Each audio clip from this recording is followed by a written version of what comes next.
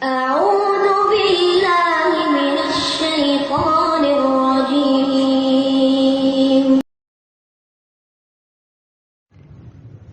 أعوذ بالله من الشيطان الرجيم. بسم الله الرحمن الرحيم.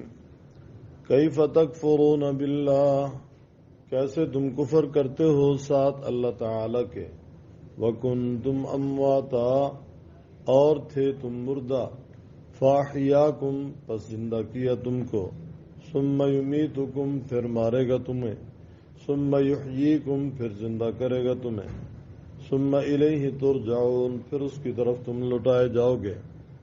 وَالَّذِي خَلَقَ لَكُمْ، وہی ہے جس نے پیدا کیا واسطے تمہارے ما فی الارض، جو زمین میں ہے، جمیعا، سب کا سب، ثم استوى، پھر قصد کیا، الی السماء، آسمان کے بنانے کا، فسواہن سبع سماوات، پس درست کیا ان کو 7 آسمان، وہو بکل شیء علیم، اور وہ ہر چیز کو جاننے والا ہے۔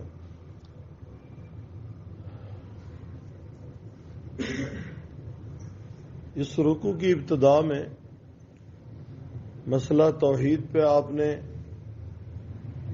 دلائل سنے، پھر مسئلہ رسالت پہ، اس کے بعد قرآن پاک پہ ہونے والے اعتراضات کے جوابات، اور آج کی زیر سبق آیات میں اللہ تعالیٰ نے قیامت کا ذکر فرمایا۔ یا انسان کے اللہ تعالیٰ نے حالات بیان فرمائے ہیں 4۔ ایک حال اس کا ہے عدم کا، دوسرا حال اس کا ہے اس دنیا کا، اور تیسرا حال اس کا ہے اس دنیا کے جانے کے بعد قبر کا، چوتھا حال اس کا ہے آگے حشر کا۔ رب تعالیٰ فرماتے ہیں کیسے انکار کرتے ہو اللہ تعالیٰ کا، کیسے کفر کرتے ہو اللہ تعالیٰ کی ذات کے ساتھ، وَكُنْتُمْ أَمْوَاتًا، کہ تم عدم میں تھے، تمہارا وجود تک نہیں تھا، امواتا، تم عدم میں تھے، تمہارا وجود تک نہیں تھا۔ فرمایا اس کے بعد اللہ تعالیٰ نے تمہیں زندگی بخشی۔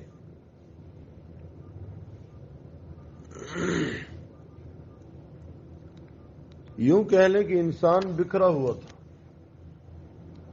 روح عالم ارواح میں تھی، وجود اس کا بکھرا ہوا تھا پورے عالم میں، اور اللہ تعالیٰ نے اس کے وجود کو یکجا جمع کیا۔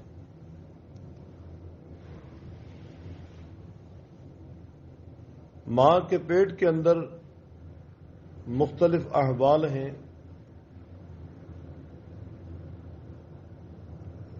18ویں پارے کی ابتدا میں اللہ تعالیٰ نے اس کا نقشہ کھینچا ہے۔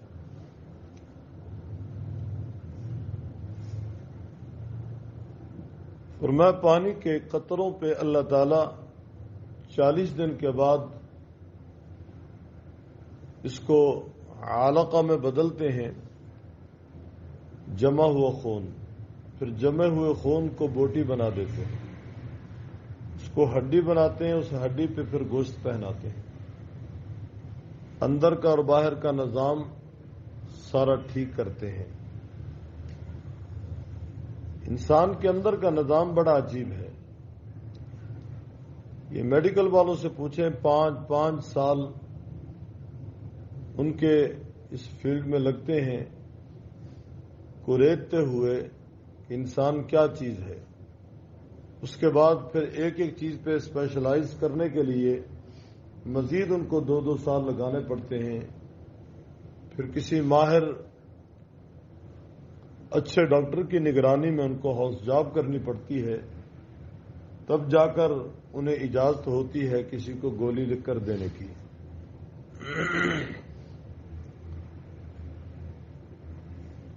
اور اندر کے کسی بھی فنکشن کے سلسلے میں آپ معلومات اگر لینی شروع کر دیں، واقعتاً اللہ تعالیٰ کی قدرت سمجھ آتی ہے۔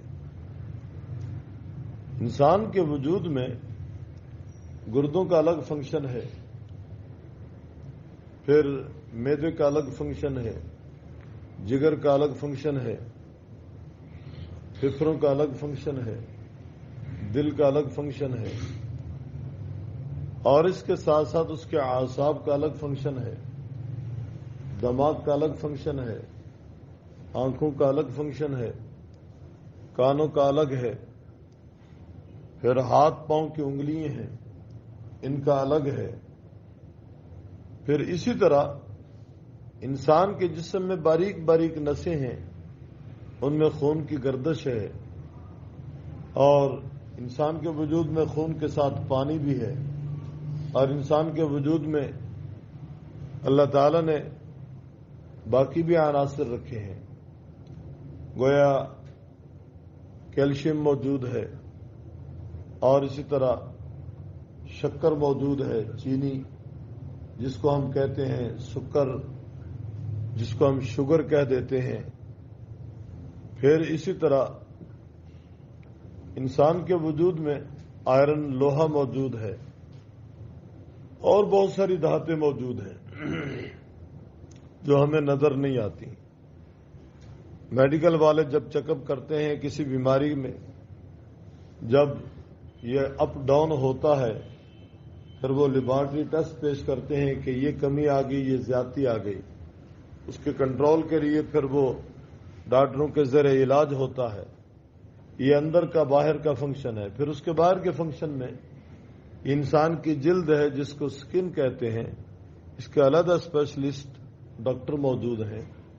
پھر انسان کے اس وجود میں ہڈی ایک ایسا وہ مرکزی کردار ادا کرنے والی اشیاء ہیں جن کے سہارے یہ چلتا ہے، اٹھتا بیٹھتا ہے، وزن اٹھاتا ہے۔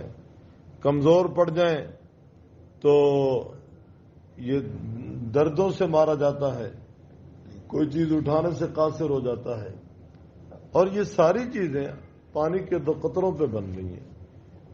پانی کے 2 قطرے، فرمایا پھر علقہ، خون ہے جمع ہوا، پھر بوٹی ہے، اس بوٹی کو ہڈی سے بدلتے ہیں اللہ تعالیٰ، ہڈی پہ پھر گوشت پوست چڑھاتے ہیں رب العزت۔ پھر ماں کے پیٹ میں 5 ماہ تک یہ آدمی حص و حرکت میں آ جاتا ہے۔ 4 مہینے تک اس کا وجود بنتا ہے۔ 4 مہینے کے بعد 5 مہینے یہ حرکت میں آتا ہے، روح بالا سے آتی ہے، اس کے ساتھ اللہ تعالیٰ سے جوڑ دیتے ہیں۔ اس کے ناف کے ساتھ ایک ناڑو ہے جو ماں کے ساتھ جڑا ہوا ہے، ماں کے رحم کا گندا خون اس کی خوراک اللہ تعالیٰ بنا دیتے ہیں۔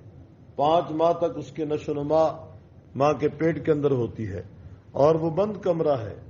اس بند کمرے کو آپ کس سے تشبیہ دیں گے؟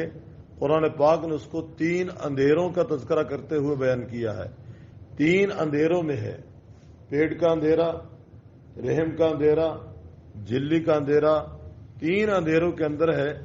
اور میڈیکل والے تو کہتے ہیں کہ بچہ 5 ماہ تک زندہ ہے لیکن سانس نہیں لیتا۔ کس طرح اللہ تعالیٰ کی قدرت سے وہ جی رہا ہے، اور اس قابل ہو جاتا ہے پیدائش کے وقت کہ وہ آواز نکال کے متوجہ کر سکے کسی کو، اور اس قابل ہو جاتا ہے کہ وہ حرکت کر سکے، اپنے ہاتھ پاؤں بازو ہلا سکے۔ نہیں ہلائے گا تو ہاتھ اس کے جام ہو جائیں گے، پاؤں اس کے جام ہو جائیں گے۔ آپ نے دیکھا ہوگا فالج زدہ آدمی کو میڈیکل والے کہتے ہیں کہ ایکسرسائز کریں تاکہ اس کے خون کی گردش جو ہے وہ بحال ہو۔ اگر ایکسرسائز نہیں ہوگی، ہاتھ پاؤں نہیں ہلائے جائیں گے، وہ جام ہو کر رہ جائیں گے۔ تو اس طرح بچہ جب اس قابل ہوتا ہے کہ وہ آواز نکال سکے، حرکت کر سکے، اللہ تعالیٰ اسے دنیا کی طرف منتقل کر دیتے ہیں کہ اب تیرا ٹھکانہ یہ نہیں ہے، اب تیرا ٹھکانہ یہ جہان ہے۔ تو رب تعالیٰ فرماتے ہیں کیسے انکار کرتے ہو اللہ تعالیٰ کا، کیسے کفر کرتے ہو اللہ کی ذات کے ساتھ۔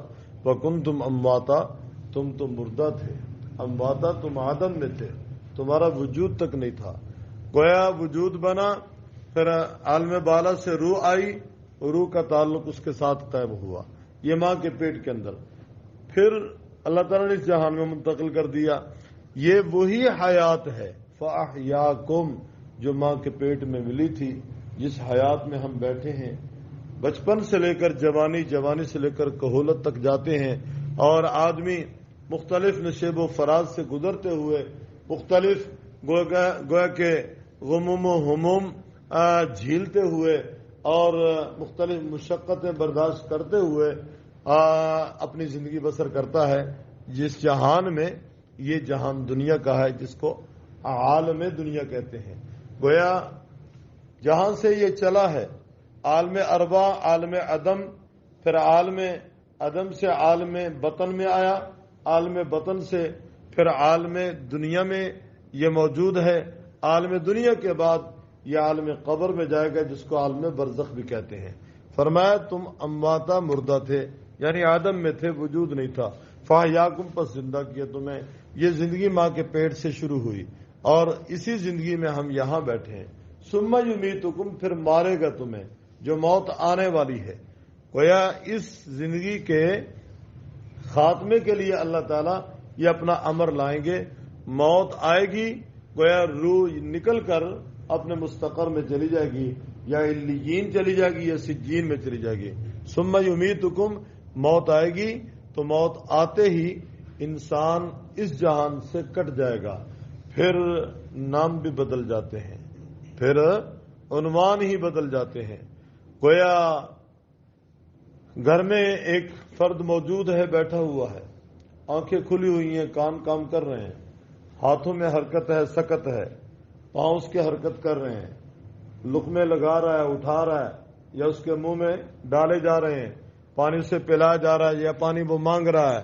یہ ساری اس کی کیفیت حیات کی دلیل ہے، وہ زندہ ہے، اور جو ہی روح پرواز کرتی ہے تو یہ بے جان ہو کر ایک مقام پہ نظر آتا ہے پڑا ہوا، جس کو ہم لاشا کہتے ہیں کہ یہ لاشا ہے، پھر نام بدل جاتا ہے۔ گویا پہلے نام کیا تھا؟ ابا جی، اب کہتے ہیں میت، بیٹا اب کہتے ہیں میت، بھائی اب کہتے ہیں میت، امی جان اب کہتے ہیں میت، بیٹی اب کہتے ہیں میت، شوہر اب کہتے ہیں میت، بیوی اب کہتے ہیں میت، نام بدل گیا۔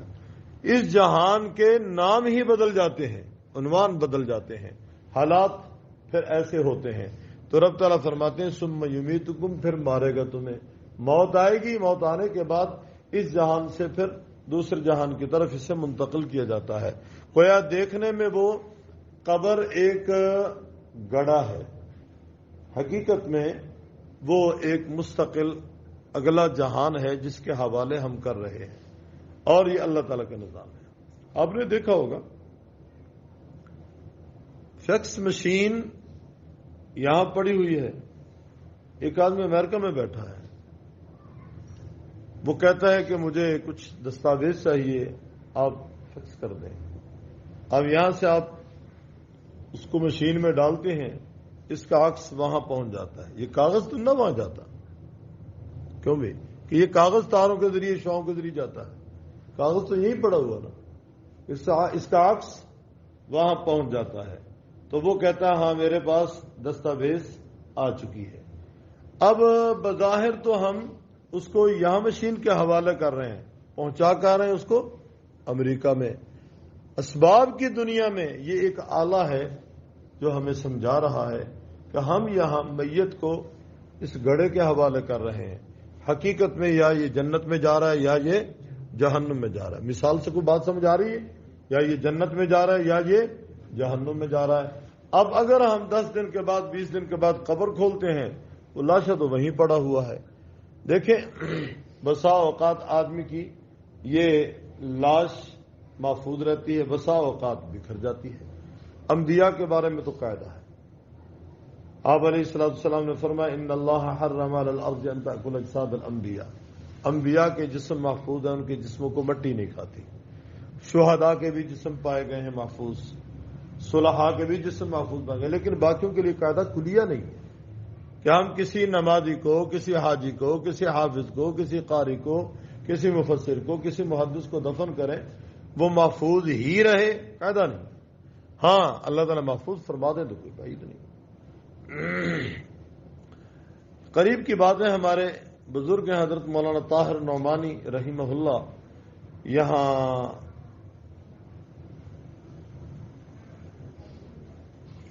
بہاول پور کے ساتھ ہے غالباً وہ مقام طاہر والی. ان کا انتقال ہو گیا. انتقال کے 10 سال 12 سال کے بعد قبر بیٹھ گئی تھی, پانی جا چکا تھا. ان کی قبر کھولی گئی تو ان کا جسم بالکل ٹھیک تر و تازہ تھا, کفن بھی میلا نہیں ہوا. ہمارے بزرگوں میں ایک حضرت مولانا عبداللہ بہلوی کے بارے میں نے سنا کہ ان کی قبر میں بھی اسی طرح پانی آ گیا تو علماء نے مشاورت کر کے ان کی قبر کو منتقل کرنا چاہا. تقریباً 20 سال کے بعد ان کا بھی جسم ویسے کا ویسے محفوظ تھا اور کفن بھی ٹھیک تھا ان کا. پیچھے چلے جائیں, یہ 1935 کی بات ہے غالباً. دریائے دجلہ کے کنارہ پہ 2 صحابی مدفون تھے, حضرت حذیفہ حضرت سلمان ہیں غالباً رضی اللہ تعالیٰ عنہما. وقت کے بادشاہ کو خواب میں صحابی کہہ رہے ہیں کہ ایک کی قبر میں پانی, ایک کی قبر میں نمی آ چکی ہے. چنانچہ مشاورت کے ساتھ انہوں نے قبر کھولنے کا اعلان کر دیا. حج کا موسم تھا تو وہ لوگ جو سفر حج پہ تھے انہوں نے پیغام بھیجا ہمارا انتظار کرنا. انتظار کیا گیا.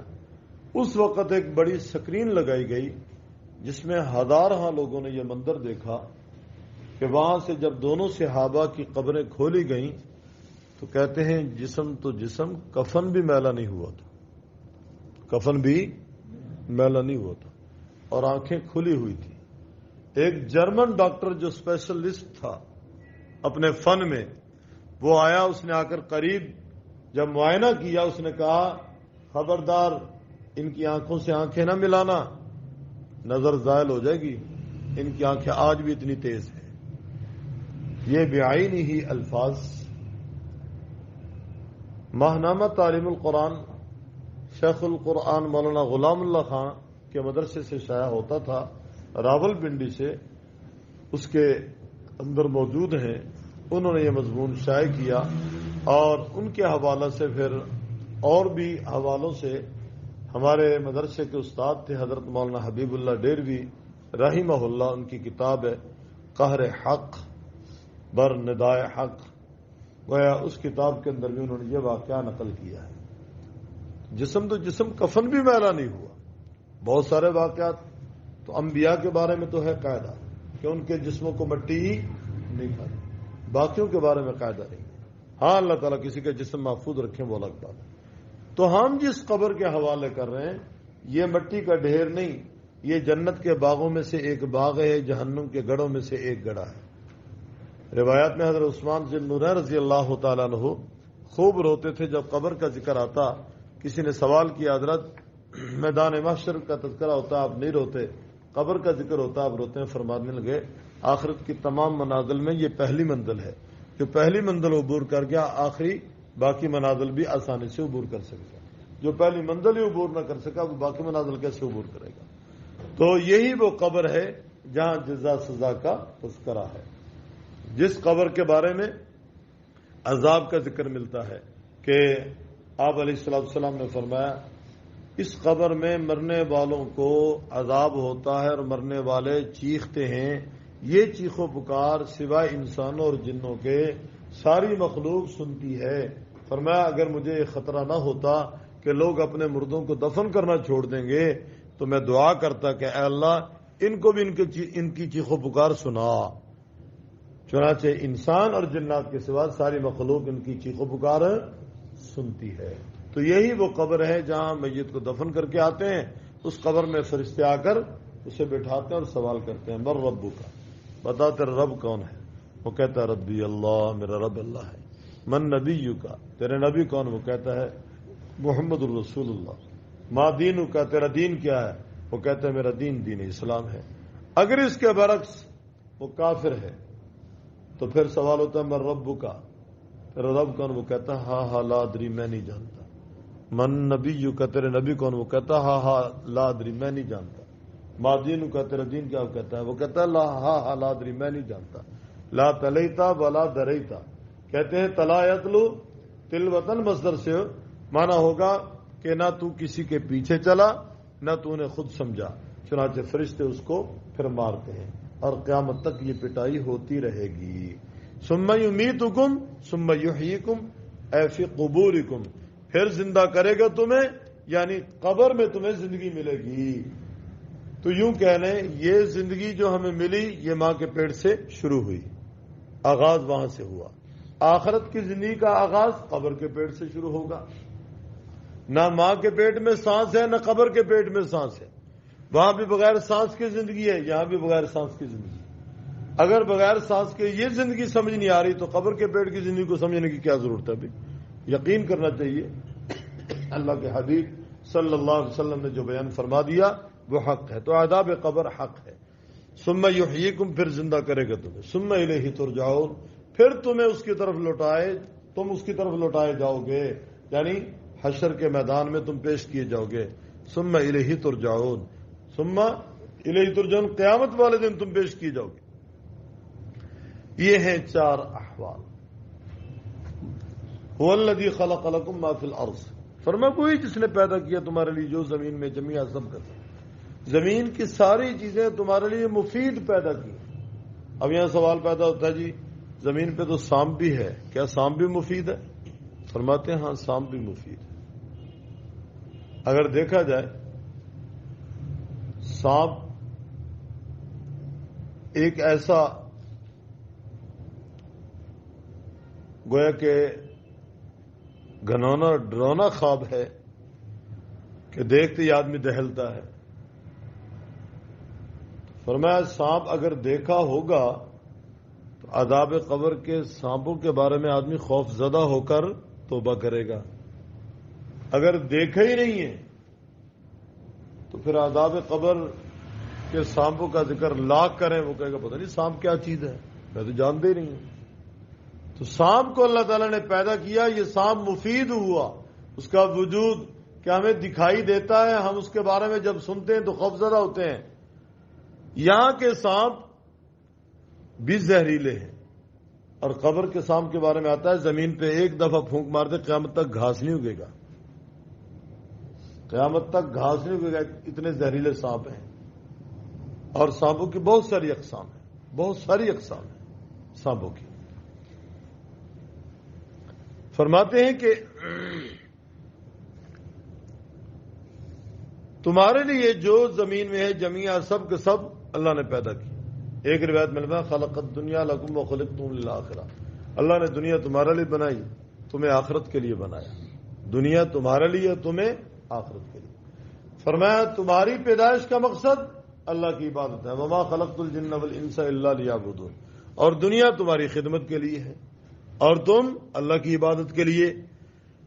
ثم استوى الى السماء، پھر اس نے ارادہ کیا آسمان کا، مستوی ہوا طرف آسمان کے، یعنی اس نے قصد کیا طرف آسمان کے، آسمان بنایا، فسواہن سبع سماوات، درست کیا ان کو 7 آسمان، وہو بکل شیء علیم، اور وہ ہر چیز کو جاننے والا ہے، وہ ہر چیز کو جاننے والا ہے۔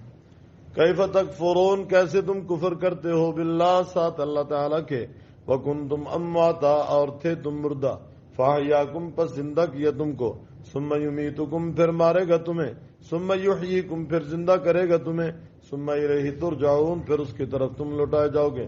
هو الذی خلق لکم، وہی جس نے پیدا کیا واسطے تمہارے جو زمین میں ہے جمیع سب کا سب، ثم استوى، پھر وہ مستوی ہوا طرف آسمان کے، ثم استوى الی السماء فسواہن 7 سماوات، درست کیا ان کو 7 آسمان، وہو بکل شیء علیم، اور وہ ساتھ ہر چیز کے جاننے والا ہے، یعنی ہر چیز کو وہ جاننے والا ہے۔